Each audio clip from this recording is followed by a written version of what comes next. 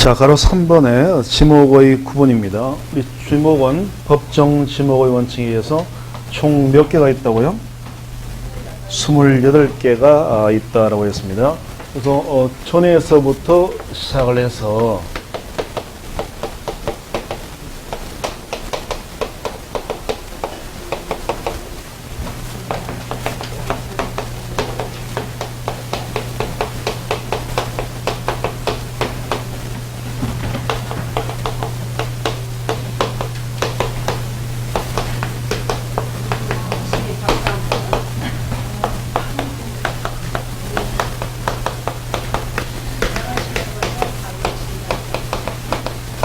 뭐라고요?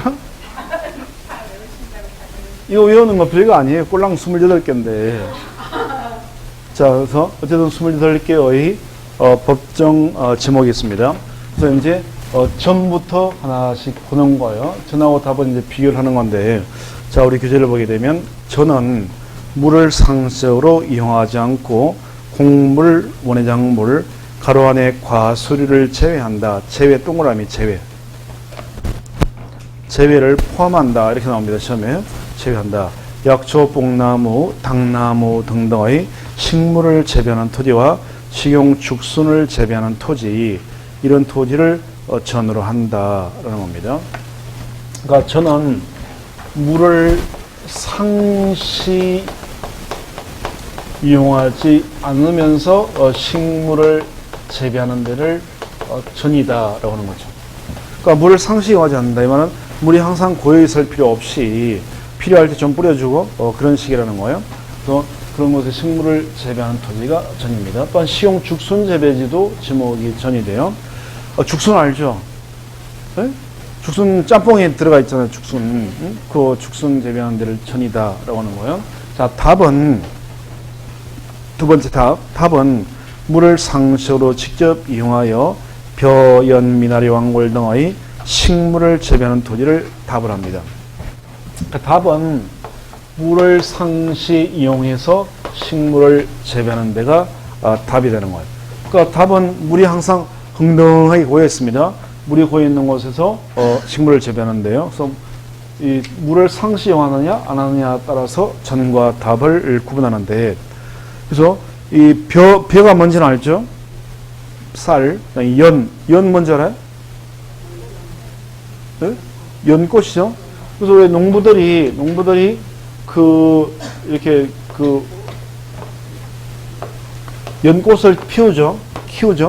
그래서 연꽃이 보면 이렇게 이가 물이면 물속을 뚫고 들어가가지고 다시 뿌리를 내리고 이렇게 이 연꽃을 피잖아요.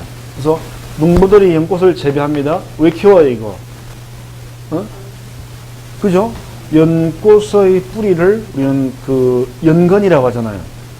그래서 연근이라고 해가지고 반찬할 때 이렇게 동그랗게 해가지고 구멍이 뻥뻥 뚫려가지고 간장에 졸여가지고 먹는 거, 연근 맛있어요? 저는 안 먹어 이거. 그래서 요 연근으로 쓰려고 재배하잖아요.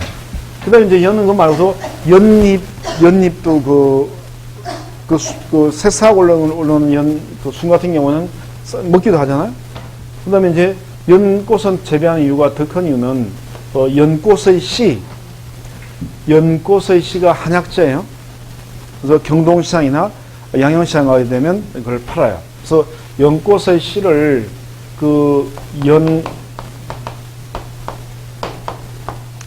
연꽃의 씨를 이걸 이제 연자육이라고 해가지고요. 이걸 연자육이라고 해서 이게 한약재명으로 연자육이라고 합니다. 그 연꽃 씨를. 그래서 이게 약재로 쓰는 거예요. 그래서 이 한약재 이름에 아들 자자가 들어가게 되면 다 씨를 말하는 거예요. 씨. 오미자, 구기자, 자자가 들어가면 다 씨를 얘기하는 거예요. 그래서 연자육은 연꽃의 씨를 말하는 거예요. 그러니까 요거는 이제 어디 쓰는 거냐면, 어디 쓰는 약재냐면 이게 이제 열 받을 때, 스트레스 많이 받을 때, 화병 날 때, 남편이 바람 피워가지고 쏙 있었다. 또 내가 사벌 벌렸는데 쫄딱 망했다. 사기를 당했다. 애가 쏙을 세게 해서 그런다. 또는 갱년기가 와가지고 열이 확 치고 올라온다. 분노가 막 솟아오르고 막 그런다. 이럴 때 이걸 쓰는 거예요. 이게 연꽃의 의미는 그 불교가 연꽃이잖아요. 마음을 차분히 깔아주는 거예요. 그러니까 그래서 화병 같은 데 주로 쓰는 거예요. 이 시가. 그래서 이런 용도로 쓰려고 이제 팔면 돈이 되니까 이런 걸 농부가 재배하는 거예요. 연꽃을. 그러니까 이런 데는 물이 항상 고여 있는 곳이니까 전이 아니라 답이 되는 거예요. 미나리가 뭔지는 알죠? 왕골은 돗자리 만드는 재료인데 이 물이 고여 있는 이런 데 그 자라고 있습니다. 이 왕골이. 그래서 강화도 가면 이제 화문석 재료가 왕골이잖아요. 그래서 이런 데가 다 답입니다. 자, 전과 답의 차이를 봤고요. 과수원은 사과, 배, 밤, 호두, 귤나무 등 과수를 집단적으로 재배하는 토지가 과수원이다. 라는 겁니다. 그래서 이 과일을 재배하는 곳은 과수원이 되는 거고요. 채소를 재배하는 곳은 지목이 뭐가 되겠어요? 채소를 재배하는 데는 전이 될 거고, 과일을 재배하는 데는 과수원이 되겠죠. 그래서 과일하고 채소를 구분을 할 줄 알아야 되겠죠? 응? 과일하고 채소 구분할 수 있어요? 우리가 워낙 아는 게 없어가지고 과일하고 채소도 구분을 할 수 있을는지 의심스러워요. 할 수 있어요? 알겠습니다. 가정주부들이니까 믿고 한번 물어보겠습니다. 토마토, 과일이 채소예요. 어떻게 알았어? 채소? 알겠습니다. 난이도를 올려보겠습니다. 난이도를. 수박, 과일이 채소예요. 네? 채소? 알겠습니다. 참외, 딸기, 다 채소죠? 어떻게 알았어요? 이게 채소인지. 제가 한번 얘기했어요? 내가 다 이미 풀었구만. 그래서 다 채소라고 해서 이 채소죠. 그래서 이런 것들은 다 이 풀에 열리는 거예요. 초본 식물의 열매라고 그래가지고 이 풀에 열리는 열매는 다 채소다라고 했습니다. 그래서 나무에 열리는 열매, 이게 바로 과일이다. 이렇게 했죠.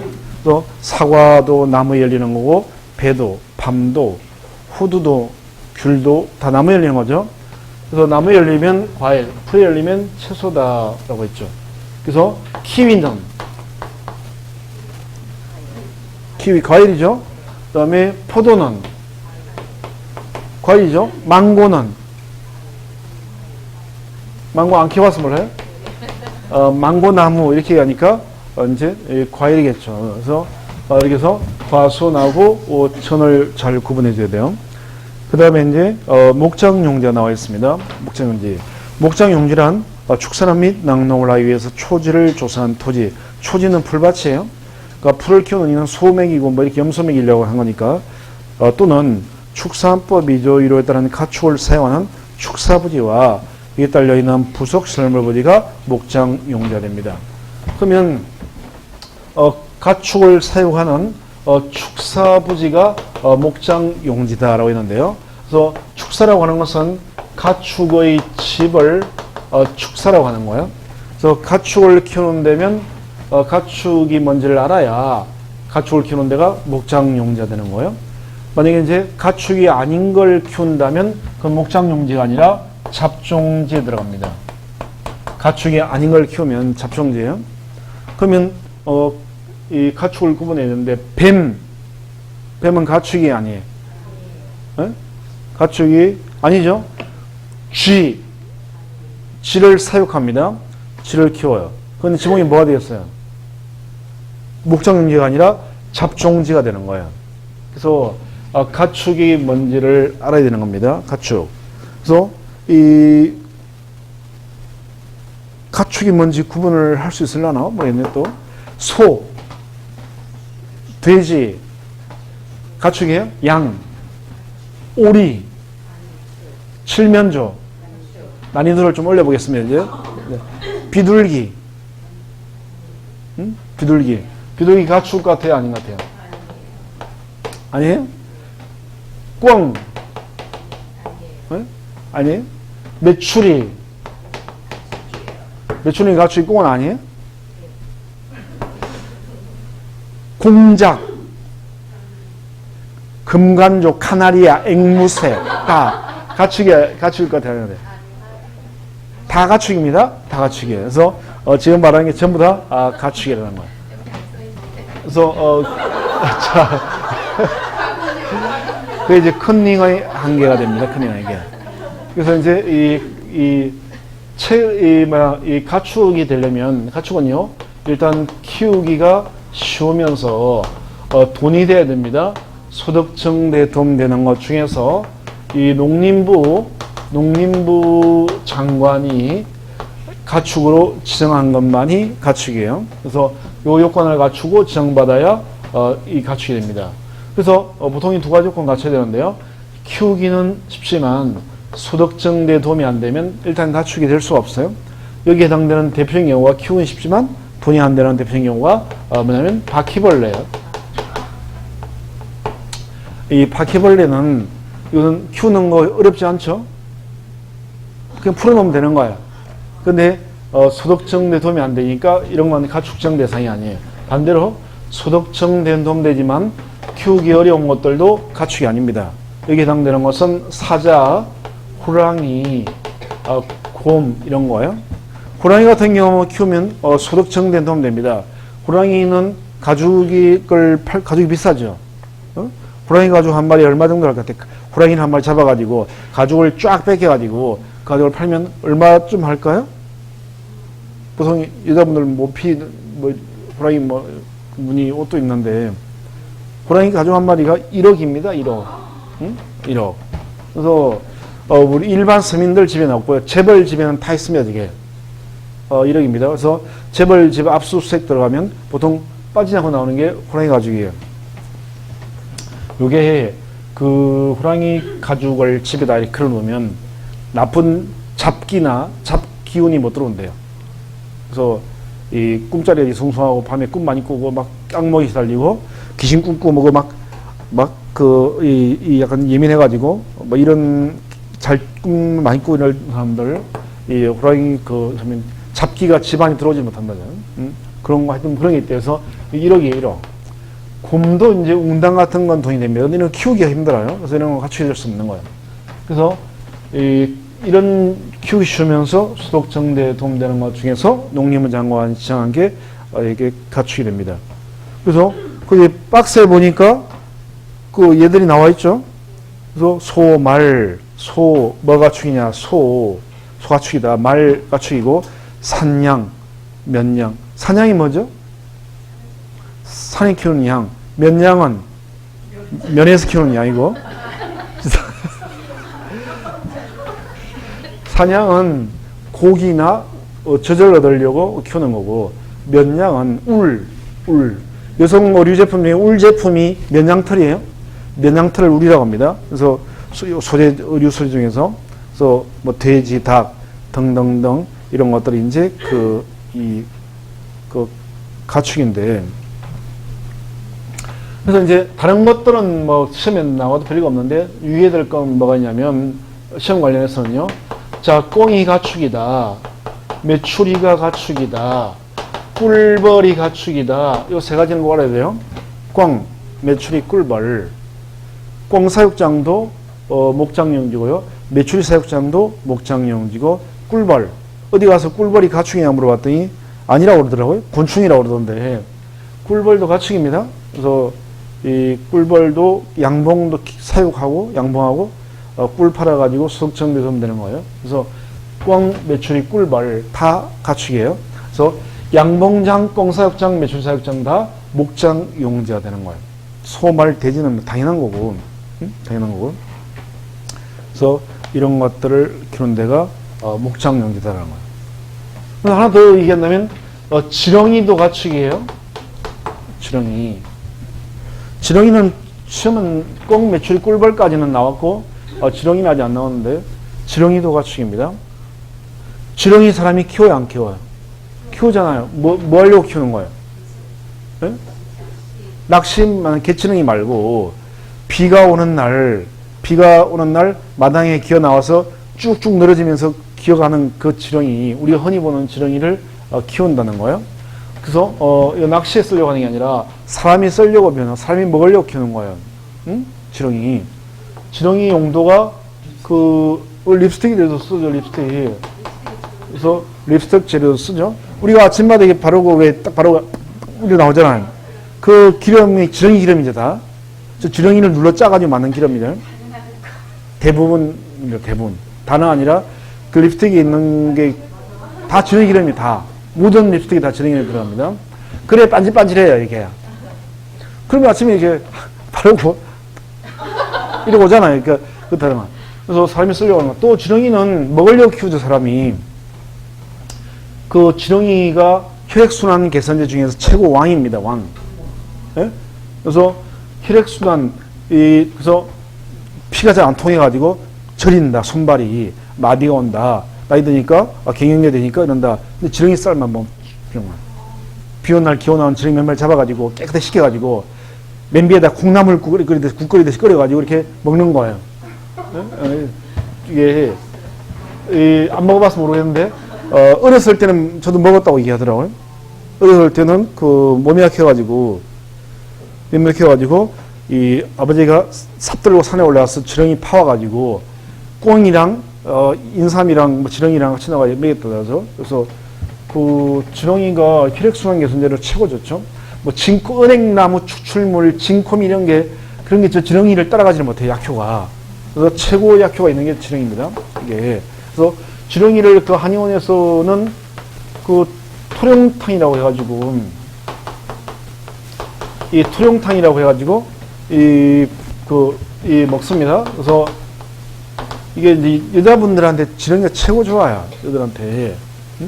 그래서 신장염 걸리거나 뭐 이런 만성 신장 신부전 뭐 이렇게 이런 데 지렁이 그 약재를 쓰잖아요.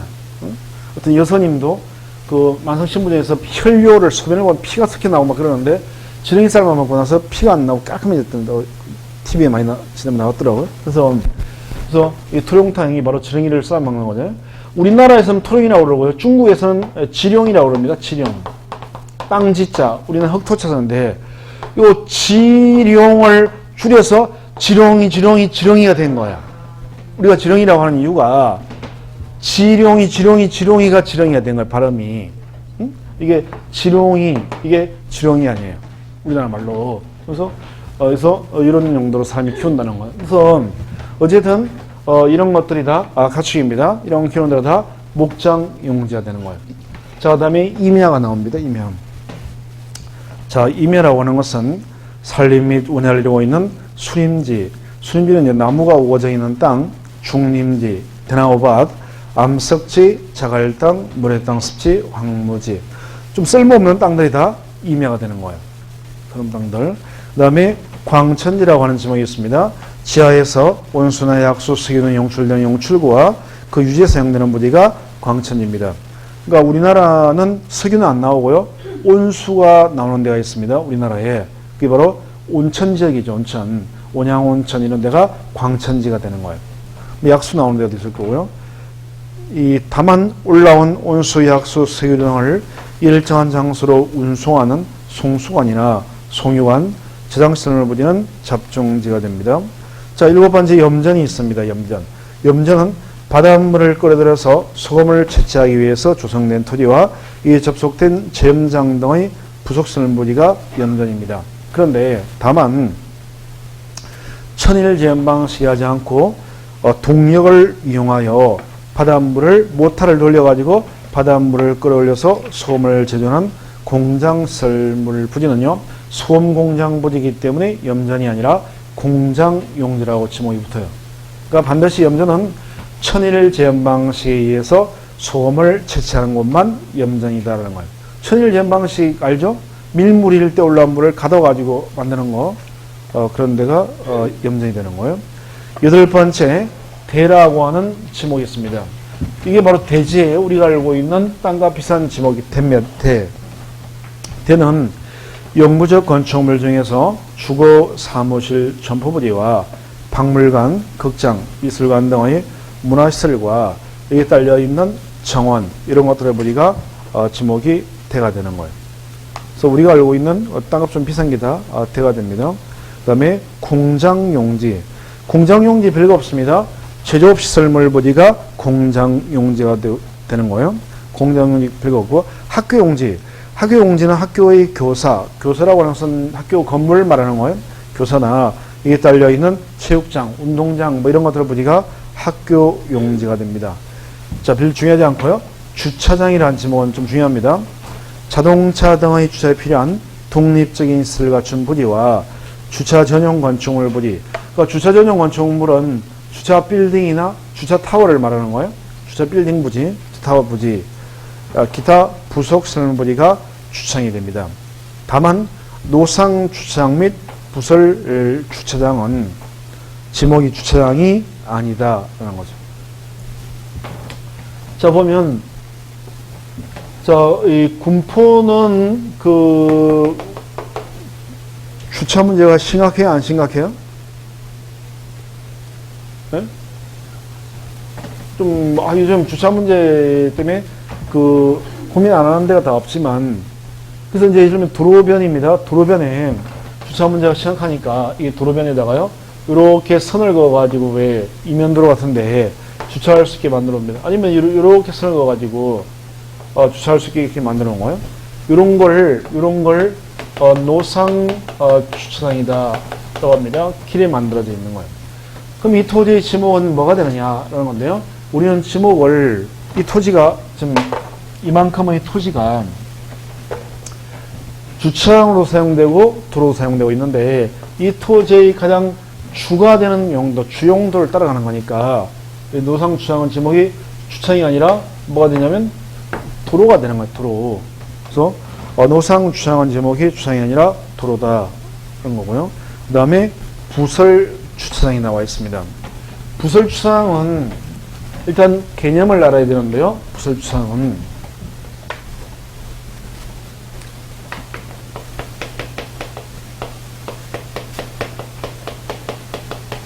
부설 주차장은 어떤 시설물, 어떤 시설물 부지 내의 주차장을 부설 주차장이다 라고 합니다. 그래서 요거는 요 앞에 있는 시설물에 의해서 지목이 결정이 되는 거예요. 예를 들면 자 3층짜리 건물이 있습니다.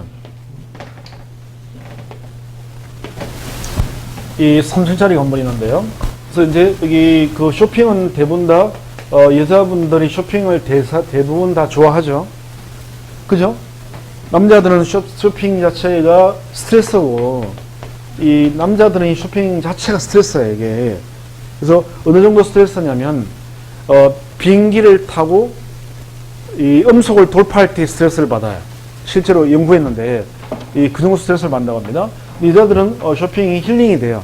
남편이랑 싸우고 나서도 백화점 한 바퀴 돌고 오면 다 까먹어요. 그죠? 그렇잖아요. 그래서 이제 그런 거예요. 그래서 이제 이 쇼핑센터도 다 여자분들 편의를 위해 만들어져 있는데요. 그래서 예를 들면 이제 상가가 있습니다. 그래서 상가에 보니까 상가 1층에 뭐가 있냐면 서뻑이 있게 돼요. 그 다음에 보니까 저기는 올리버영이 있습니다. 올리버영.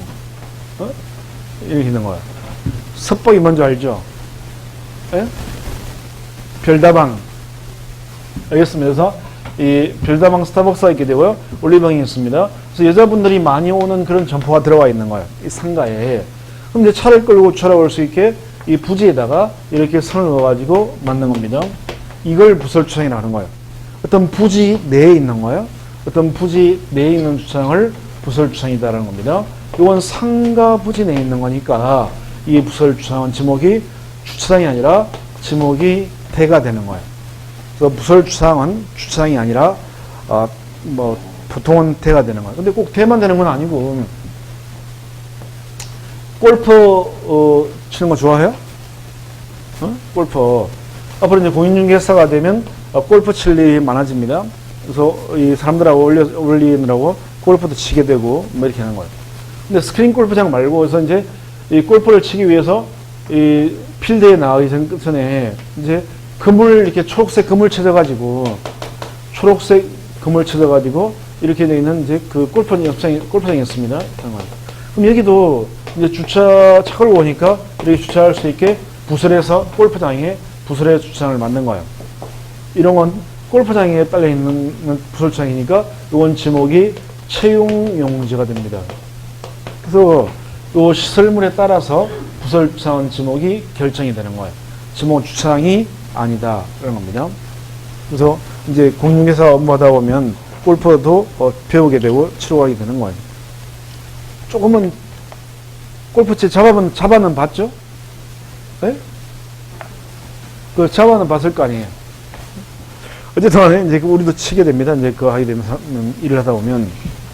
그래서 부설 주차장은 지목이 주차장이 아니다라는 거고요.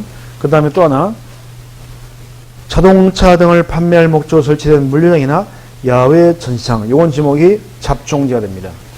그래서 요런 것들은 주차장이 아니다라는 거죠. 그 다음에 12번째 지목으로서 주요소용지가 있습니다. 석유나 석유제품, LPG 등의 판매를 위해서 일정한 설비를 갖춘 시설물 부지를 주요소용지다라고 합니다. 주요소용지도 막 썩 중요한 지목은 아니에요. 중요한 지목은 아닌데, 그런데 이제 우리가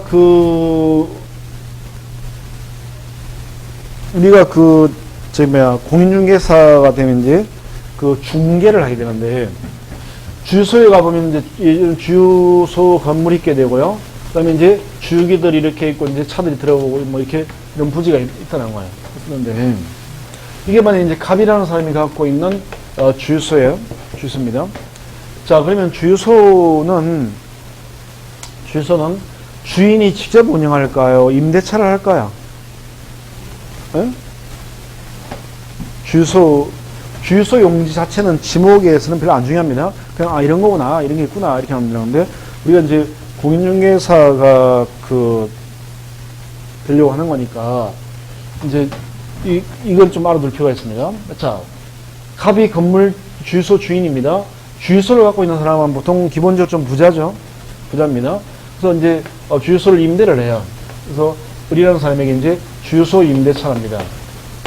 그럼 이제 임차인이요, 보증금을 일부 걸고 월세를 내고서 이 주유소를 운영을 합니다. 근데 주유소가 목이 아주 좋은 자리고요. 이 차들이 엄청 많이 다니는 이렇게 왕복 8차선 엄청 차들이 많이 다니는 좋은 위치에 있는 좀 주유소예요. 그래서 차들이 이렇게 기름도로 많이 들어가요. 이렇게 되어 있습니다. 그래서 이제 이런 경우에 이 주유소 주인이요, 임대를 하거든요. 그럼 이제 우리가 중개사가 되면 임대차를 하거나 주유소 건물 매매를 중개를 하게 될 거라는 거예요. 이럴 때 주유소를 중개하면 중개 수수료를 얼마나 받을까 한번 보는 거예요. 자, 주유소 임대차 하면 월세를 얼마 정도 받을까요? 주유소 임대차 느낌상 얼마 될 것 같아요? 월세 주유소 임대차 하면 월세를 대충 느낌상 얼마 받겠다 싶어요? 주유소 임대하면. 네? 어차피 틀릴 거니까 빨리빨리 찍어요. 저도 궁금해가지고 주유소 주인한테 물어봤습니다. 월세 얼마 받았어요? 이거 차들이 많이 들어가는데 이게 할만하면 내가 임대를 해서 내가 한번 해보겠다. 그래서 알고 싶어서 그러는데 그 임대하면 월세 얼마 정도 됩니까? 이렇게 주유소 주인한테 물어보면 주유소 주인이 알려줄까요? 안 알려줄까요? 안 알려줍니다. 저희 재산 공개를 잘 안 해요. 나가서 백날 물어봐요. 안 알려줍니다. 그래서 근데 이제 다행히 운이 좋아가지고 아주 먼 친척이 주유소를 갖고 있습니다. 그래서 그분한테 가서 물어봤더니 안 알려주더라고요. 역시. 그래서 그거 돈 달라는 것도 아니고 좀 알려줘요. 이렇게 했더니 안 알려주더라고요. 그래서 두고 보자. 내가 이렇게까지 얘기하는데 안 알려줘? 음지가 양지되고 양지가 음지된 날이 오리라 이런 생각을 하고 기다렸습니다. 드디어 때가 왔어요. 그래서 어느 날 강의를 하고 있는데 핸드폰에 주유소를 갖고 있는 사람이 전화를 5통을 찍어놨더라고요. 그래서 딱 보고 뭐야 내가 물어볼 때는 알려주지 않더니 아쉬운 게 있나 보지? 내가 전화하는 줄 알아? 그래서 전화 안 했다는 거예요. 또 2통이 더 찍혀 있는 거야, 또 저기서. 그래서 이제 할 수 없이 전화 걸어가지고 무슨 일인데 그러세요? 이랬더니 집에 오래요.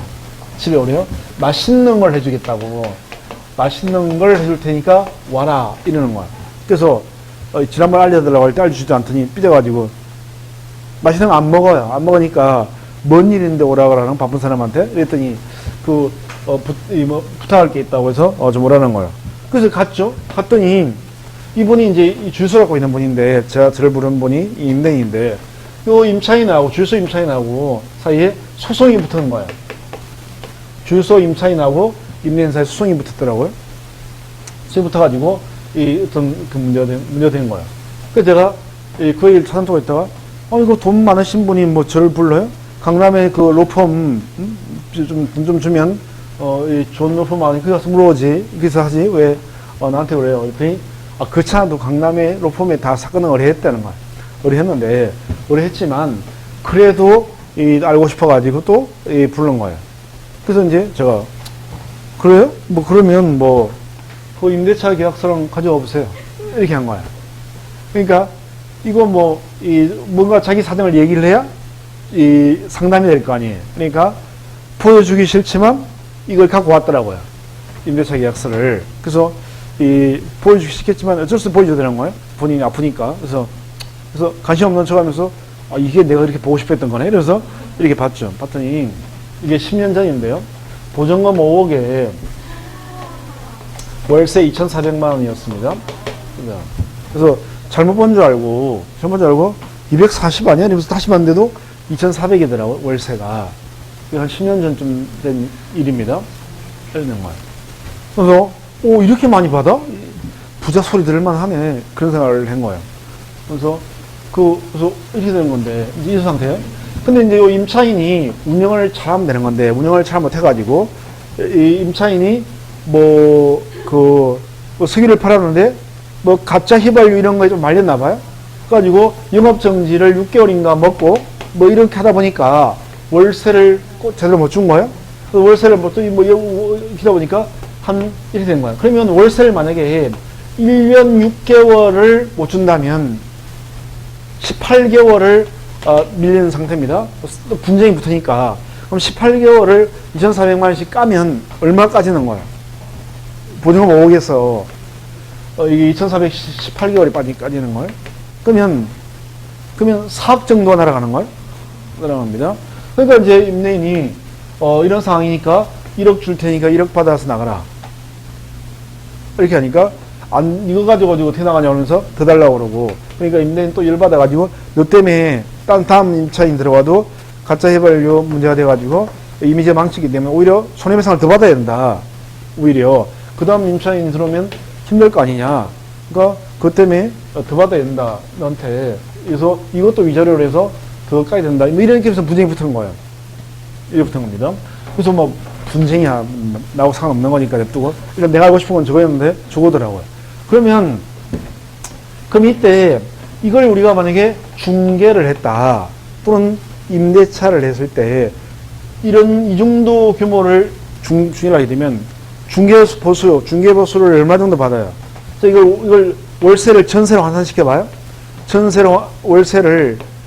보증금으로 환산시키게 되면, 월세를 보증금으로 환산시키게 되면 이게 얼마짜리라는 거예요? 얼마짜리라는 거예요? 이 임대차 금액이 얼마가 되는 거예요? 30억은 되죠. 넘어가게 됩니다.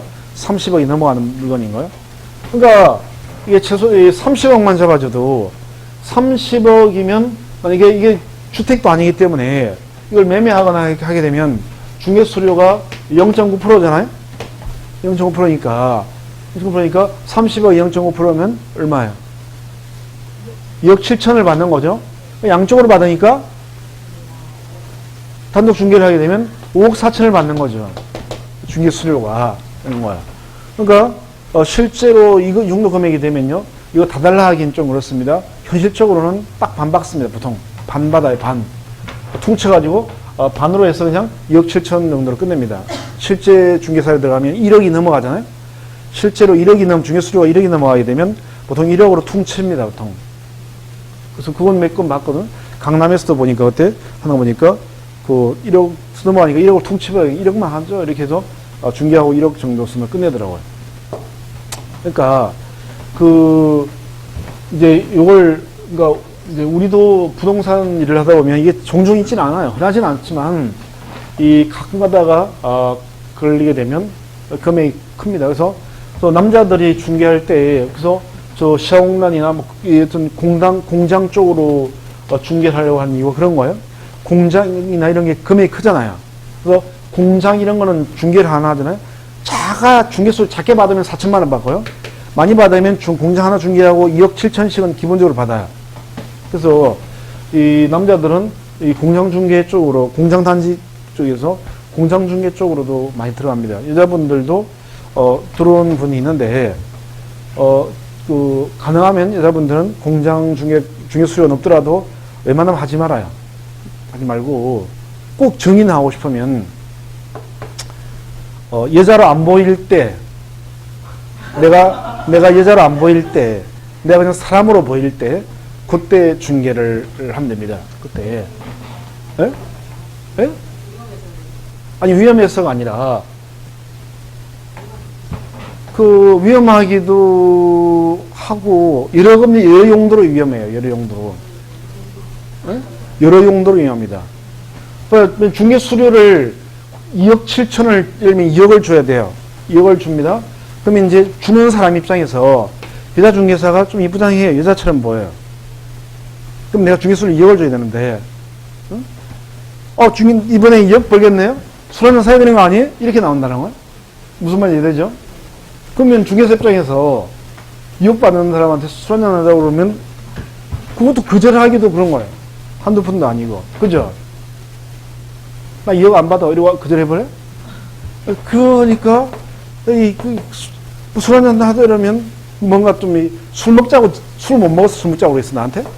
원하는 게 따로 있을 수 있다는 거예요. 그러니까 그런 게 있을 수 있기 때문에, 이런 금액이 너무 큰 거는 여자들이 혼자 하긴 좀 그렇고, 남편하고 같이 하든지, 뭐, 같이, 이러면 남편이랑 같이 있는 사무실에 와서 다른 그건 안 할 테니까.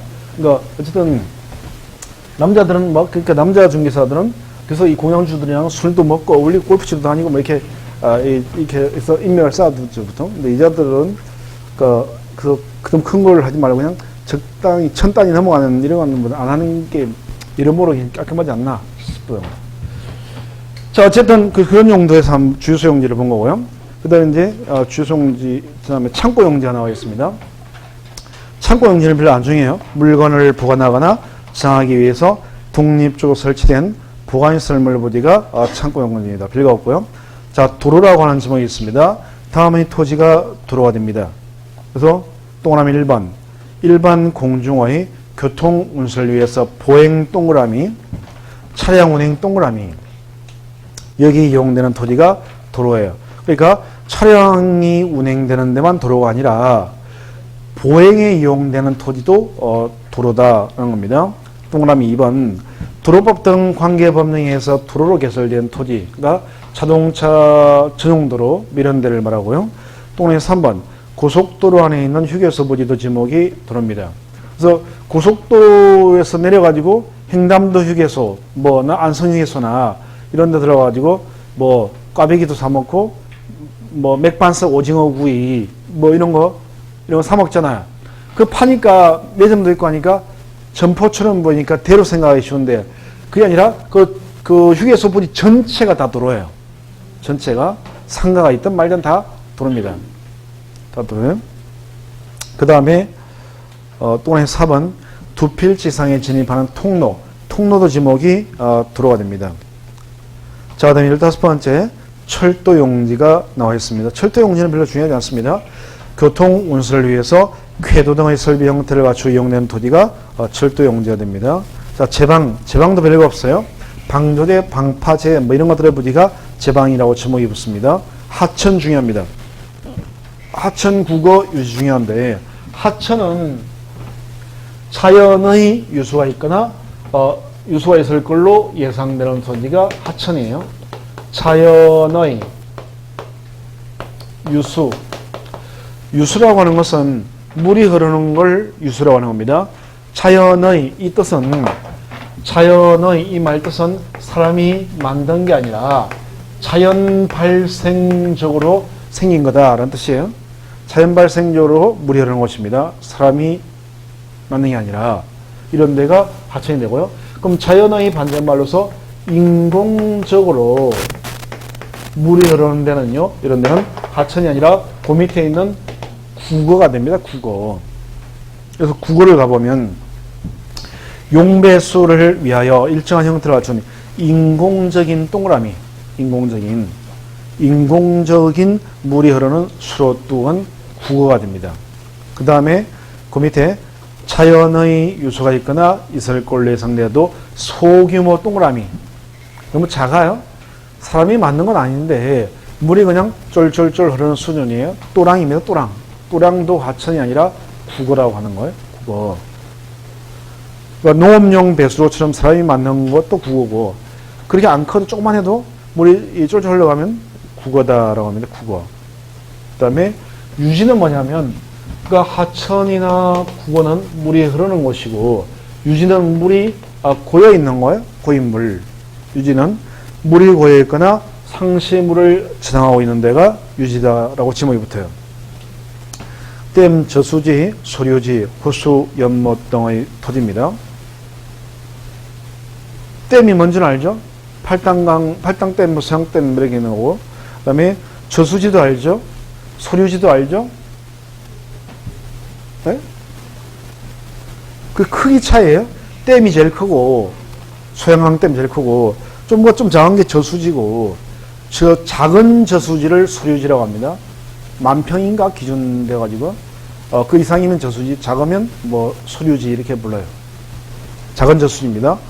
호수, 연못, 다 물이 고여있는 데입니다. 이런 데를 유지다라고 하는 거고요. 그 다음에 연왕골 등이 자생 동그라미, 자생하는 거. 아까 연이나 왕골을 재배하는 곳은 지목이 뭐라고요? 재배하는데 답이라고 했죠. 답이라고 했습니다. 재배가 아니라 스스로 자라고 있습니다. 그래서 배수가 잘 되지 않는 땅, 그런 무릉덩이에서 사람이 안 키우는데도 자라고 있습니다. 그럼 배수가 잘 안 되는 데니까 물이 고여 있는 곳이에요. 지목은 유지가 됩니다. 시험이 잘 나와요. 양어장이라고 하는 지목이 있습니다. 양어장은 육상에 만들어져 있는 겁니다. 육상의 동그라미. 재작년 시험에 해상에 이렇게 나왔어요. 육상을 해상으로 바꿔놨는데 육상에 만들어지는 겁니다. 바다에 왜 이렇게 튜브 같은 거 스티로폴로 해가지고 이렇게 해가지고요. 고기를 잡아오면 여기다가 집어넣어가지고 키워가지고 다시 파는 가두리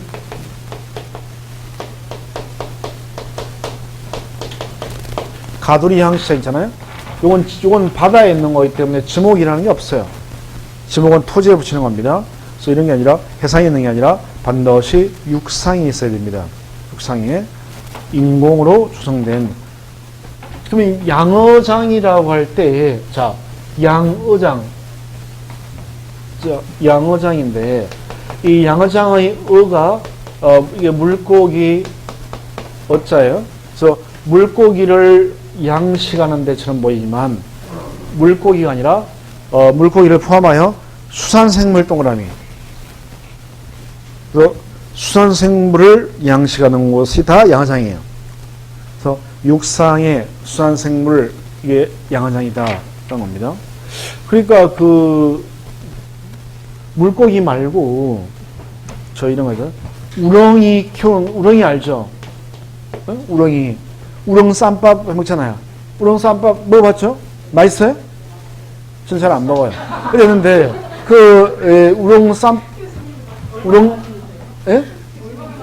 제육덮밥이 훨씬 나아요. 전에 송파 갔더니 송파 강의할 때 강의 듣는 분 중에 한 분이 송파에 우렁 쌈밥이 아주 맛있는 맛집이 있다는 거예요. 그래서 가격은 좀 비싸지만 맛있다고 먹자는 거예요. 그래서 이제 안 가려고 그랬는데 하도 가자고 그래가지고 갔어요. 그러니까 1인분이 그 당시에 1인분에 14,000원인가 이러더라고요. 그래서 3명이 가서 이제 먹었는데, 그러니까 뭐 우렁이 전도 나오고 파전도 나오고 뭐 종류별로 쭉 나오더라고요. 그래봐야 우렁이더라고요. 뭐 어떻게 나와봐야 전을 했던 파전을 했던 뭐 일단 그래봐야 우렁이. 그리고 고동입니다. 그래서 제가 먹으면서 이건 뭐 제육덮밥 6,000원짜리보다 못하고 만 이런 생각했거든요. 그래서 씹히는 맛이 없으니까 그래서 좀 그 당시는 특히 고기를 좋아해가지고 좀 별로더라고요. 그래서 이 우렁이보다는 그게 나아요. 그래서 어쨌든 우렁이도 물이 고여 있는 곳에서 우렁이 키우잖아요. 응? 우렁이를 키우는데도 지목이 양어장입니다. 그 다음에 깨구리 정식장이 있죠. 깨구리 사람이 키워요, 안 키워요? 깨구리 키우죠? 깨구리 왜 키우죠? 네? 식용개구리는 황소개구리를 말하는 거예요? 황소개구리가 이게 우리나라 자연 생태계를 파멸시킨다고 했는데, 그래가지고 뭐 논밭을 가면 황소개구리가 시끄럽고 막 이랬는데, 황소개구리 지금 싹 다 없어졌습니다. 황소개구리 요즘에 시골 가도 우는 소리 못 들어요. 그거 알죠? 황소개구리 전멸했습니다. 전멸한 걸. 그래서 가물치가 다 잡아먹어버렸어요. 그래서 황소개구리가 뱀도 잡아먹고 이래가 덩치가 커가지고 막 이래가지고 한국의 생태계를 파괴한다 이랬는데, 한국 생태계가 다시 이 방어를 한 게 뭐냐면 가물치나 이런 게 황소개구리 알들을 다 먹어쳐버린 거예요. 그래서 황소개구리가 오히려 거의 지금 멸종 단계가 돼버린 거예요. 그러니까 이 자연의 이치라는 게 오묘해요. 그래서 이 큰 게 들어와서 큰일 났다, 생태계가 다 파괴된다 했는데, 그게 아니라 이 자연 생태계가 다시 방어 본능을 발휘해가지고 이 위기를 오히려 공격해가지고 황소개구리가 보기 힘들어졌어요. 이 황소개구리도 있고, 그 다음에 이제 그런 개구리를 먹기도 하지만 개구리 기름이 한마유인가? 뭐 이런 개구리 기름이 있으면 비싸요, 이거. 엄청 비쌉니다. 그래서 이 한마유인가 기름이 엄청 비쌉니다, 이게. 그래서 요거 살려고 이게 이제 북방산 개구리라고 개구리 몸뚱아리에서 기름이 나온대요. 그것도 순놈 기름에 넣고 암놈 개구리, 북방산 개구리 양 옆구리에 기름 덩어리가 있대, 이렇게. 그래서 그걸 갖고 기름을 짠 게 이건데, 이게 약재로도 쓰고 이런 용도로 쓰나 봐요. 그래서 이런저런 이유로 해서 개구리를 키우는 거예요. 그래서 이런 건 비싸. 그래서 이 개구리 정식장 뭐지 있습니다. 이런 건 지목이 뭐가 된다고요? 양어장이라고, 개구리 정식 양어장입니다. 그래서 수산생물이지 물고기만 얘기하는 게 아니다라는 거고요. 그 다음에 양어장 다음으로 수도용지가 있습니다. 수도용지 뭐 별거 없어요. 물을 정수하여 공급하는 그런 데가 수도용지다라는 거고요. 공원은 일반 공중의 보건, 휴양, 정서, 생활, 동그라미 이용되는 시설을 갖춘 부지를 공원이다라고 합니다. 그런 것으로서 우리가 좋아하는 국토법에 의해서 공원이나 녹지로 결정 고시된 토지가 공원이다라는 것. 녹지, 뭐 공원 이렇게 나오니까 벌써 이 국토법 공방이 막 머릿속에 떠오르죠? 예? 국토법에서 예? 공법 내용이 막 떠오르지 않아요? 이런 거 보였으면? 응? 머릿속에서. 예? 그래, 맞아. 있어서 용도지역은 도안농자로 구분돼 이러면서 막 떠오르죠? 용도지역은 도안농자가 있어. 도시적, 관리적, 농림지역, 자연환경 보존지역 이렇게 나눠져. 이러면서 막 머릿속에 떠오르잖아요? 도안농자가 있는데 도시적은 다시 주상공역이야. 주거지역, 상업지역, 공업지역, 무슨 지역? 녹지지역이야. 이 녹지지역 글자를 보는 순간 막 그 공법 내용이 막 떠오르지 않아요? 알겠습니다. 자, 어쨌든 그래서 어쨌든 그렇게 공원이나 녹지를 결정한 곳이 있는 토지가 공원입니다. 그래서 이 공원이라고 하는 것은 공원이라고 하는 이름이 붙어 있는 것들은 웬만한 건 다 공원이에요. 공원이라는 글자가 붙어 있는 것. 예를 들면 어린이 공원. 어린이 공원은 지목이 공원자가 붙어 있으니까 공원입니다. 장충체육공원. 공원자가 붙어 있으니까 다 공원이에요. 그래서 공원이라고 하는 단어가 붙어 있는 것들이 보통 다 공원인데, 공원이라고 하는 글자가 붙어 있는데 공원이 아닌 게 딱 두 가지가 있습니다. 첫 번째가 묘지공원입니다. 묘지공원은 산책하러 가는 데가 아닙니다. 묘지공원은 우리가 일반인들은요, 이걸 글자를 바꿔서 공원묘지라고 불러요, 보통. 묘지공원. 묘지공원을 공원묘지라고 부릅니다. 그러니까 공원묘지 산책으로 가야 안 가야? 유모차에 태워가지고. 응? 안 가죠? 이건 묘지예요, 묘지. 그래서 이건 공원이 아니라 묘지공원은 제목이 묘지가 되고요. 그 다음에 이제 자연공원법 상위공원으로서 국립공원이 있습니다. 그 다음에 도립공원, 군립공원이 있습니다. 자, 그래서 속리산, 지리산 국립공원, 치악산 국립공원, 칠갑산 도립공원, 명지산 군립공원, 말만 공원이지 지리산, 명지산, 칠갑산, 산이죠 다? 이런 건 전부 다 제목이 임해야 되는 거예요. 그래서 요 두 개 빼고는 공원이라는 단어가 붙어 있으면 다 제목은 공원이 되는 거예요. 자, 그 다음에 체육용지가 있습니다. 국민의 건강정진 등을 위해서 체육활동 동그라미, 체육활동에 적합한 시설과 형태를 갖춘 데를 체육용지라고 하고, 유원지하고 대비해야 되니까 24번째 오른쪽 가보면 일반 공중의 위락 동그라미, 위락시설을 갖춘 데를 유원지다라고 합니다. 그래서 체육시설을 갖춘 데는 체육용지, 위락시설을 갖춘 데는 유원지가 됩니다. 다시 체육용지로 와서 그럼 예를 보면, 자, 체육시설을 갖춘 데, 체육활동의 시설을 갖춘 데로서 종합운동장, 실내체육관, 야구장, 골프장, 스키장, 승마장, 경륜장 이런 것들의 부지가 체육용지가 되는 거고요. 유원지로 가보면 위락시설을 갖춘 곳으로서 예를 들면 수영장, 유선장, 낚시터, 어린놀이터, 동물원, 식물원, 민속촌, 경마장 이런 것들의 부지가 유원지가 됩니다. 그래서 유원지하고 체육용지를 잘 구분을 해야 돼요. 칠판을 한번 보세요. 칠판을 봐요. 자, 체육용지는 체육활동을 하는 곳이 체육용지입니다. 유원지는 위락시설을 갖춘 데를 유원지라고 하는 거예요. 그래서 지금은 금방 구분할 것처럼 보이지만 구분이 어렵습니다. 생각보다 어렵다는 거예요. 책에 눈을 딱 띄는 순간 구별이 어려워져요. 자, 한번 보세요. 위락시설 갖춘 체육용지인지, 위락시설 유원지인지, 체육활동하는 체육용지인지 보세요. 자, 골프장. 체육활동하는 곳이면 체육용지. 노는 데면 유원지입니다. 골프장은 체육용지예요? 유원지 같아요? 응? 체육용지? 알겠습니다. 골프장 가가지고 이쁜 캐디 옆에 태우고 조그만 차에 태우고 그래서 골프 치면 이쁜 캐디가 옆에서 나이샷 이러면서 이제 이렇게 해서 이 땀도 닦아주고 막 이러는 거예요. 그래서 자, 어쨌든 운동을 하는 곳이니까 체육용지다. 알겠습니다. 자, 수영장, 체육용지, 유원지 뭐 같아요? 체육용지? 자, 봐봐요. 어디 있는지. 체육용지 있는지, 유원지 있는지. 네? 유원지에 있죠? 유원지에 있습니다. 구분이 생각보다 쉽지 않습니다. 다시 봐요. 이건 유원지예요. 자, 봐요. 자, 여기 경마장, 경륜장 이런 것들은 제목이 뭐 같아요? 경마장, 네? 경마장, 유원지, 경륜장, 경마, 말 뛰는 거 보고 동물어요. 자전거 타는 거 보고 동물어요. 경마장, 유원지, 경륜장, 유원지처럼 생각되기 쉽습니다.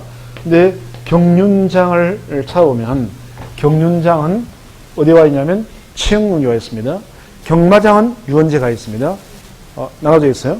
그래서 말 타고 뛰면 이건 유원지고 자전거 타고 돈 걸면 이것은 체육용지가 되는 거예요.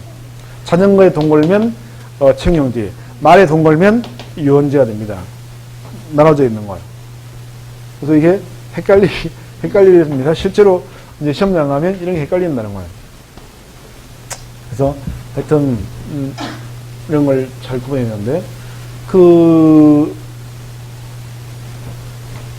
그래서 체육용지부터 보면 체육용지에서는 다 체육활동하는 곳이에요. 실내 체육관도 체육활동하는 데고 야구장, 골프 치는 거, 스키 타는 거 다 체육활동이 됩니다. 지금 스키장 올해 완전 망할 판이에요. 그죠? 춥질 않아가지고 눈이 안 와가지고 강원도 축제 다 망했다잖아요.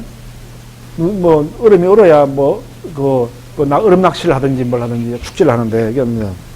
자, 승마장 말 타는 데고요. 경륜장이 들어가 있다는 거. 경륜장 그 유의를 해야 되는 거예요. 경륜장. 경마장은 유원지, 경륜장은 채용용지가 됩니다. 근데 이제 유원지에 와보면 수영장이 나와 있는데요. 수영장은 아무런 말이 없는 수영장은 실외 수영장을 말합니다. 실내 수영장은 꼭 실내라고 법률에서 얘기를 해줘요. 그래서 실내 수영장, 아무런 말이 없으면 실내 수영장입니다. 그래서 자, 요즘에 이 배가 나오기 시작하는 것 같아요. 배가 배가 나왔습니다. 가정주부들이 특히 그 살이 빨리 찌잖아요. 애들이 먹다 당긴 거 다 먹느라고 살찐다는 거예요. 그러면 그 배가 나와서 수영을 좀 하려고 합니다. 수영을. 그럼 수영하고 싶으면 그 수영이 좋은 운동이에요. 왜냐면 그 살 빼려고 걷기 운동도 몸이 너무 살찐 상태에서 하게 되면 무릎 관절이 나가요. 근데 그래서 관절에 무리 없이 할 때는 수영장 가가지고 물 속에서 걷는 거죠. 그게 최고 좋은 운동이에요. 물 속에서 걸으면 걷는데 힘도 많이 들어가니까 운동도 더 심하게 되고, 근데 무릎이나 이런 체중이 하중이 안 실리니까 그 연골이나 살쪘다고 해서 무릎이나 이런 게 나가진 않으니까 뼈가 좋아요, 수영장이. 그럼 이제 우리가 운동을 하려고 할 때, 수영하려고 할 때 실내 수영장 가요, 실외 수영장 가요? 실내 수영장 하는 거죠. 실내 수영장 합니다. 실외 수영장은 수영하러 가는 데가 아니라 뭐 하러 가는 데요? 요거는 가족 단위로 보통 또는 연인들끼리 놀러 가는 데죠. 그죠? 캐리비안 베이 아니에요? 여기가 캐리비안 베이입니다. 그래서 가족 단위로 놀러 가는 거지. 아, 똥배가 나오는 것 같아. 운동 좀 해야 돼요. 캐리비안 베이 가자. 이러면서 안 가잖아요? 그러니까 요거는 그 수영장은 우선 유원지다라는 겁니다. 가족 단위로 보니까. 그럼 실내 수영장은 지목이 뭘까요? 지목이 대가 됩니다. 채용용지도 아니라는 거예요. 왜 그러냐면 실내 수영장을 이렇게 상가 건물에 만들어가지고 여기다가 실내 수영장을 만들었는데 이게 상가에 있습니다. 상가 건물에 있는 거예요. 그러니까 상가 건물에 있는 것 뿐이니까 일단 주된 용도에 따르면 상가니까 지목이 대가 되는 거예요. 그래서 실내 수영장은 대, 아무런 말이 없는 수영장은 실내 수영장으로서 현재됩니다.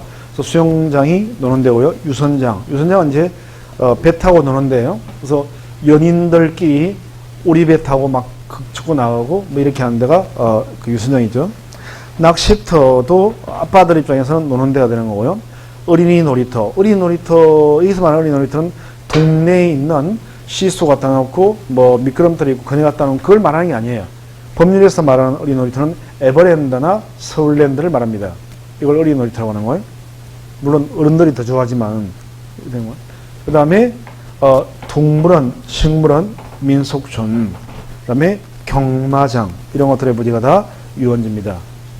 그래서 경마장은 유원지, 승마장은 채용용지, 경륜장은 채용용지입니다. 그래서 그런 것들 헷갈리니까 그런 것들을 잘 유의를 해줘야 돼요. 종교용지가 있습니다. 종교용지는 일반 공중의 종교의식을 위해서 예배, 법요, 설교, 제사 등을 하기 위한 교회나 사찰, 향교부지를 종교용지다라고 합니다. 그래서 종교용지라고 하는 지목이 있는 줄 알면 교회나 사찰부지가 종교용지라는 걸 다 알아요. 제일 모를 게 뭐냐면 제사입니다. 제사를 하는 것도 종교용지다라는 거예요. 제사 지내는 것도 종교용지다. 그게 중요합니다. 제사 지내는 것도 중요합니다. 사적지는 문화재로 지정된 역사적인 유적이나 고적이나 기념물 등을 보호하기 위해서 구입된 토지를 사적지다라고 지목을 붙이게 됩니다. 이런 데가 이제 남한사성, 뭐 수원산성, 북한산성 이런 데가 다 사적지가 되는 거예요. 그 다음에 묘지는 사람의 시체나 유골이 매장된 토지가 묘지가 됩니다. 또한 도시공원법에 의한 묘지공원도 아까 얘기했죠. 공원이 아니라 묘지가 되고요. 그 다음 장사 등에 관한 법률에 의한 봉안시설도 묘지가 됩니다. 그러니까 봉안시설은 옛날에는 이걸 봉안시설이라고 하지 않고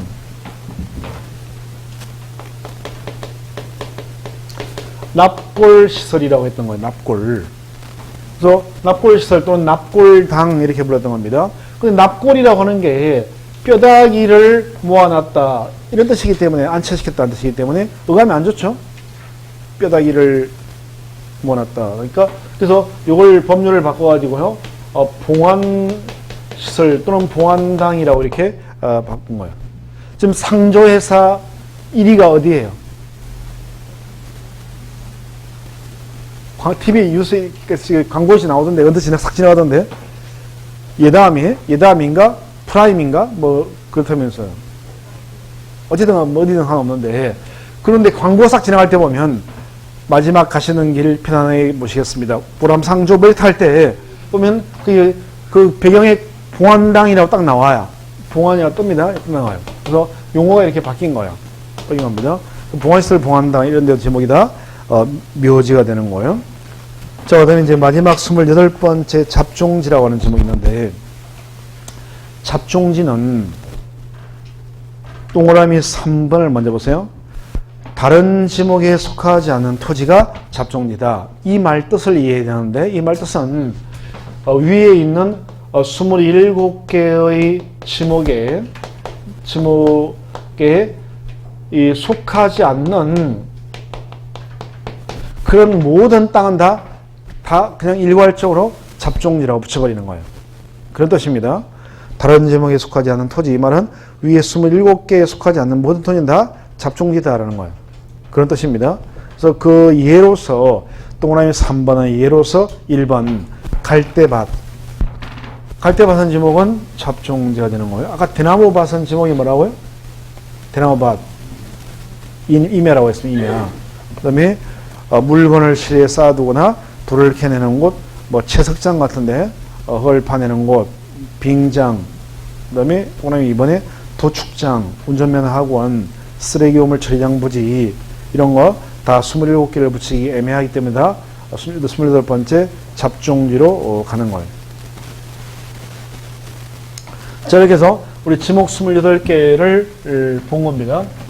그래서 이제는 지목을 봤으니까 어떤 땅에 어떤 지목이 붙는지 구분할 수 있겠죠.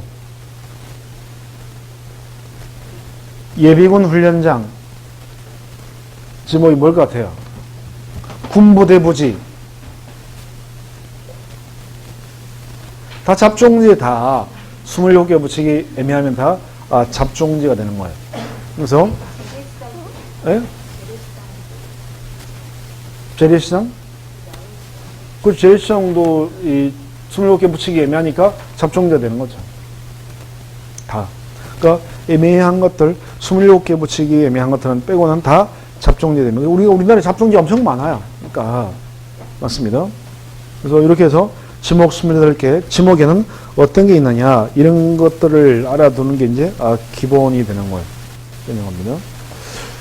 자, 그다음에 이제 지목을 붙이는 걸 봤고, 지목을 어떻게 붙이는지 본 거고, 그다음에 이제 그 지목은 이 정도 보고요.